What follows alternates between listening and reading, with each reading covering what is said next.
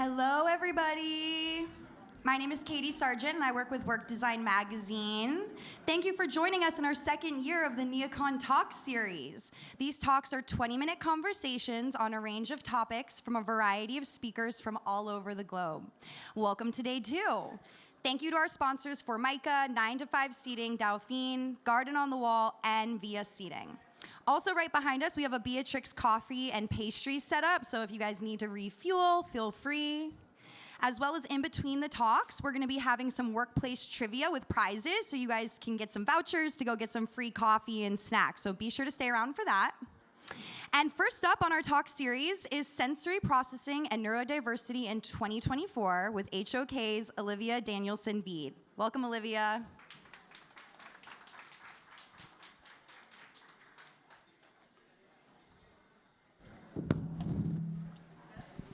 Hello, everyone.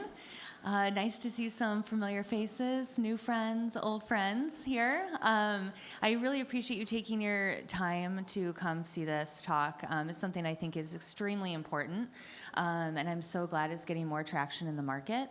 I know that your time, especially at NeoCon, is very precious, so I hope you all learn something today. And with this curiosity, technology issues down here. We'll just keep on going here. With this topic, it's really all about curiosity, or it started with curiosity. You know, curiosity around how we interact with space, how we interact with people, the environment around us. So I invite you to kind of lean into that curiosity with me, because for HOK, it all started with a simple question about 8 years ago. And how do we accommodate neurodivergence in the workplace? And we got that question in a client presentation, and we had an answer, but we didn't know if it was really the right answer. So we got curious about it, we leaned into that, and really started to do some research, get some metrics around that. And since then, we've published many surveys, many works here, white papers, we've developed CEUs, and really have just embraced this topic of neurodiversity, neuro-inclusion, and sensory processing, how you interact with the space around us. So also since in that 8 years, we've also kind of expanded this into all of our vertical markets. So it did start in workplace, but we know that people are experiencing the environment around us in everyday life. So that looks like, you know, sports and rec centers, science and technology, airports, we do a lot with that, and also our justice vertical market. So those have been some really important expansions for us. And we know that everyone's brain functions differently. That's nothing really new. So inherently, we are all, in a way, neurodiverse, right? But we are not all neurodivergent. So being neurodivergent is something that might be annoying to me, might be something very debilitating to somebody else, and in that how we process sensory stimuli there. So we don't want to water down that term, neurodiverse, neurodiverse versus neurodivergent. So in addition, here are some other conditions for a neurodivergent condition. So we have autism, ADHD, we have dyslexia, which is trouble reading, dyspraxia, trouble with balance, dyscalculia, trouble with math, dysgraphia, trouble writing, and then Asperger's, Tourette's, also Parkinson's, just to name a few. And we're doing more work to understand how all of that comes into play into society, right? So between 1 in 5 people are neurodivergent, but only about 50% know that. So that's kind of a staggering statistic, right? So we probably have folks in this room who identify as being neurodivergent, and they're here today because they want to feel seen and heard, and we love that. But there's also probably some people here that don't know that they are neurodivergent, and they are curious about that, thinking maybe this is something that I should be thinking about. And for the rest of you all, since we are design professionals, we are here today to understand how we can make the built environment function in the best way possible for this 1 in 5 individuals. But not all impairments are the same as well. So we have some that are visible to the eye. Some might be in a wheelchair, they might have a cane or something of the sort. These might be temporary or permanent impairments. It might also be situational. So, but in that, 70% of disabilities are invisible. So in no way can we judge somebody from the outside and know what their disability might be. And I think that's a really important statistic to kind of keep in mind. And within that, employed workers with disabilities are at a record high right now of over 22%. And that is really attributed to certain companies have recruiting techniques and want to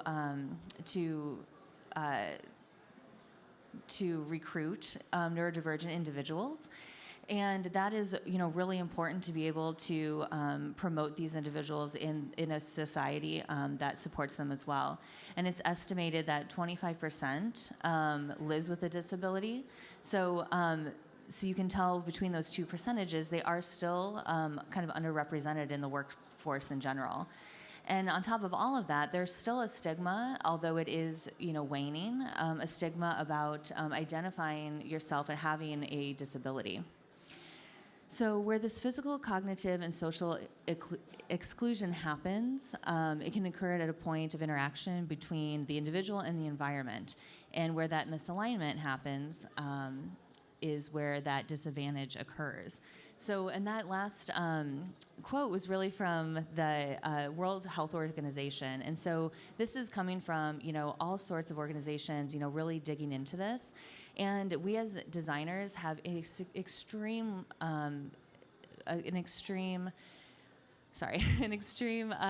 influence on that environment. So we really want to make sure that we're being responsible individuals there.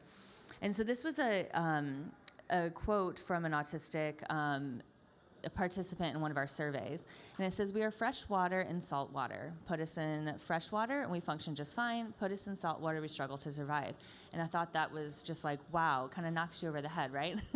So, in that environment that we control, that we help create, we really have the ability to either make or break it for someone in their work environment, at the airport, in a hospital, any kind of setting that people see themselves in.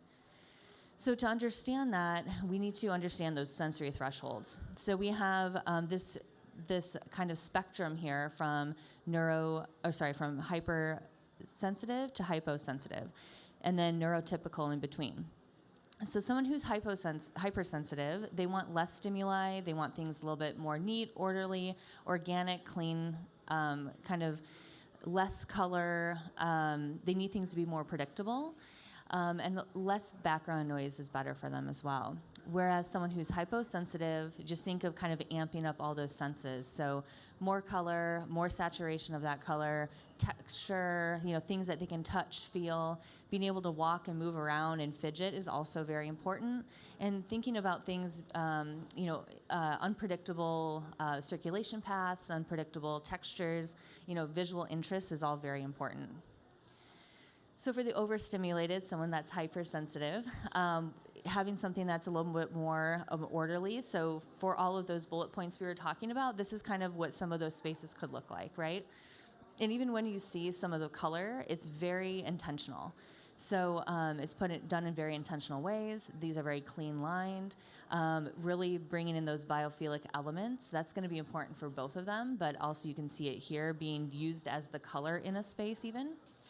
And then for the understimulated, you just kind of amping up all of that again. So you're seeing texture, color, energy. There's a lot of like interactive elements, right?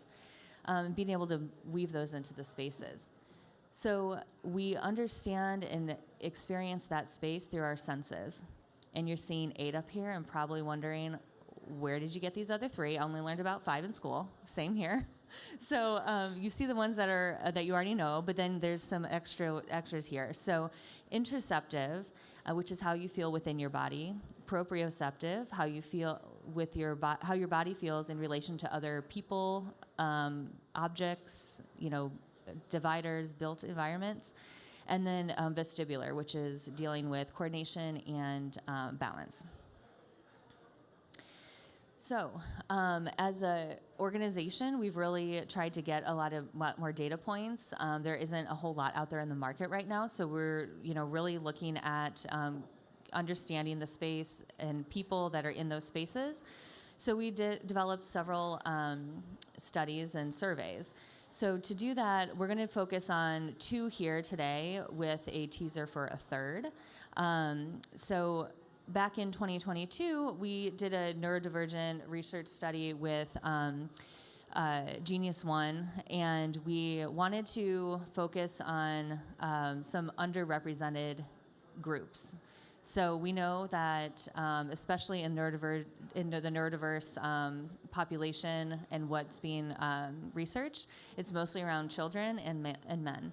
So in this one, we wanted to focus on female and non-binary individuals, and also people in that working age group of about 30 to 60.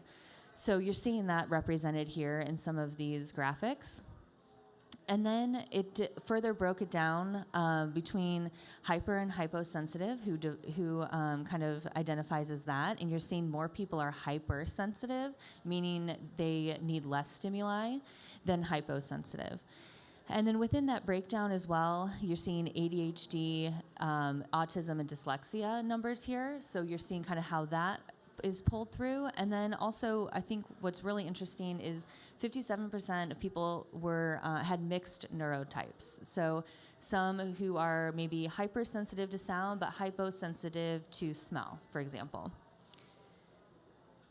And then in 2023, we actually got a grant, it's the Wonder Grant, and used our own HOK colleagues as kind of guinea pigs, if you will. And we had 74 individuals participate. And what we did here was, kind of seeing the same breakdown. You're also seeing how the breakdown of ADHD, autism, dyslexia compares to the US average. So you're kind of seeing that pulled through. And then also 90% expressed having some hypersensitivity. So I think that's like a huge number. It could be that, we're designers, architects, and we do have maybe more awareness around it than others. So that's something to kind of keep in mind with that 90%. But 73% also express some hyposensitivity. So what you're seeing there is that, to me, how I read that is, there's still some misalignments, right? There's still some improvements that we can make, certainly. And also we have to remember that we do have a heightened sense of all the senses at the moment, heightened sensitivity to, for me, proprioceptive, especially coming out of the pandemic. So we went home, we desensitized dramatically, and then we were brought back into the space that we were in previously. And we were expected to kind of just keep going as we used to, right? But we learned that, especially, anything with sound, whether we needed more or less of it, was huge. And then also how we interacted with each other, and how we felt, what made us feel safe, So I know for myself, I used to jam in on the subway train, like in the car, the L car, and if there were 1 million people in there, I didn't care. I was going to squeeze in there anyways. And now, if there's 1 million people, yeah, we have some heads nodding. If we have 1 million people in there, I'm going to just let that go. I'll catch the next one. I don't need to be, jammed in there with everyone. It just doesn't make me feel safe anymore. So I think we're really getting to understand what makes us feel safe. As designers, we're understanding on how to get that information out of others too, on what makes them feel safe, so that these spaces really adjust for those findings. And then we also have a breakdown of different populations as far as ages, right? So we have people in their 20s.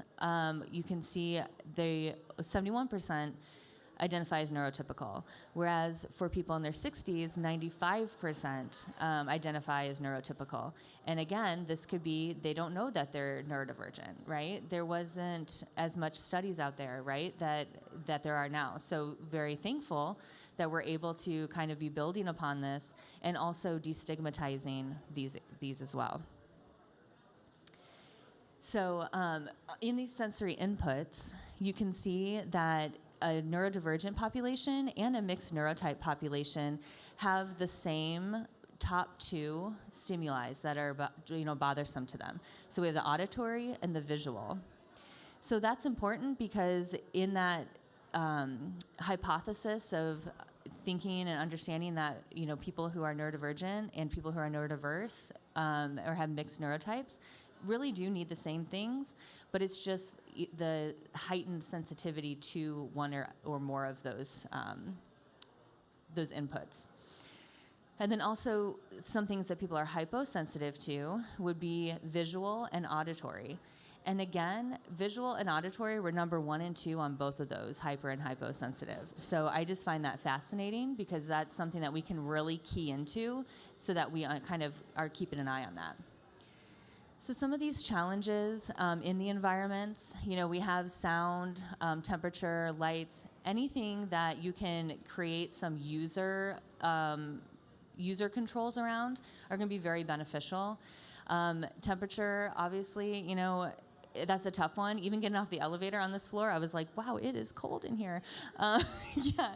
So, temperatures were kind of set from back in the 50s, 60s with men and who wore suits.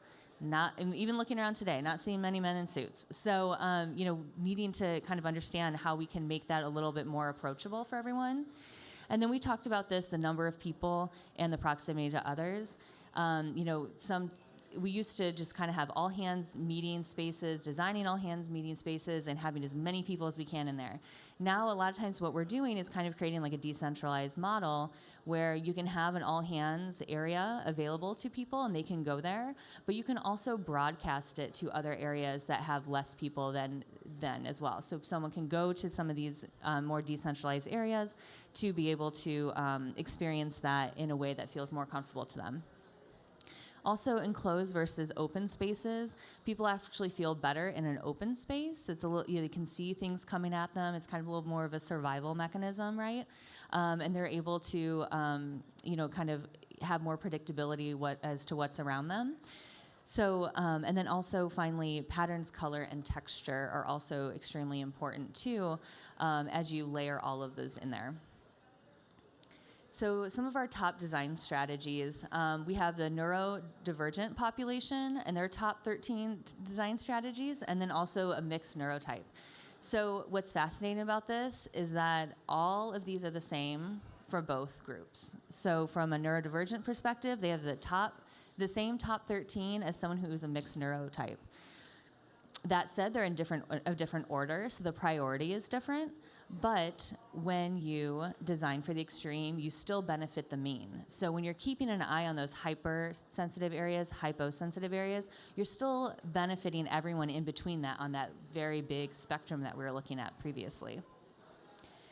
But in order for that to be successful, there's 2 more kind of legs to that stool, that 3-legged stool approach. You have the design approach. You also have an operational approach, and I'll kind of leave these up here. I'll let you read through them. There's an operational support that needs to be baked into that. We have control over the built environment, and we can do a lot with that, but also need some operational support with that, as well as offering individual adjustments. So helping people understand how they can interact with the space, maybe some things that they can do on their own to help them interact with the space better. And that all is very, very important. So designing for inclusion, how do we get there? So this is kind of a roadmap that we go over with our clients of how do we get to that inclusion.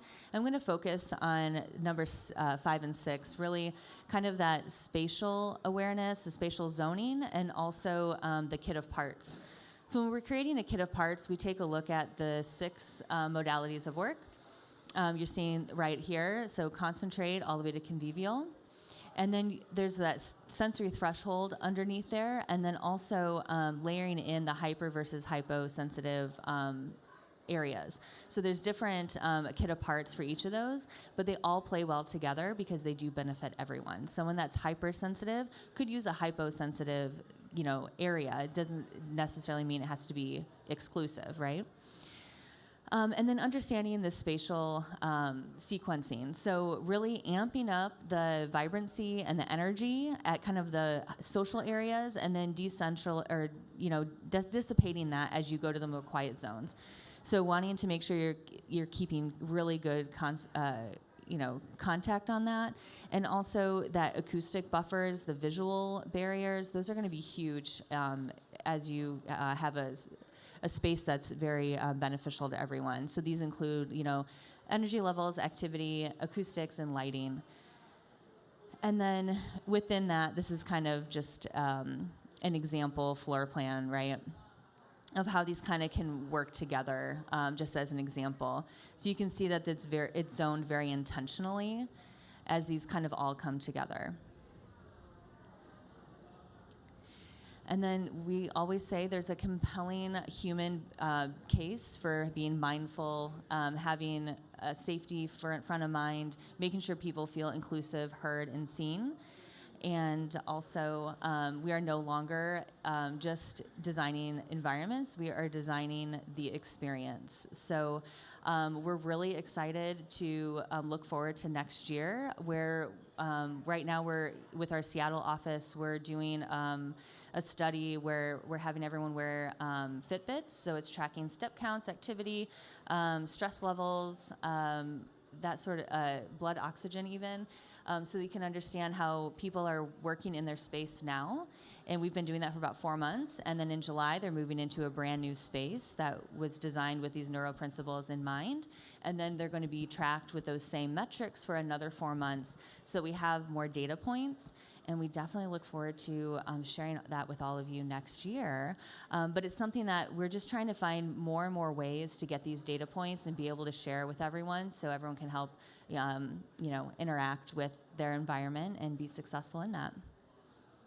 So I'm going to stay around for probably about half an hour or so, kind of in the periphery. So if anyone has any questions, I definitely welcome being able to talk to everyone. And I know that there's a lot of good talks coming up as well. So thank you so much.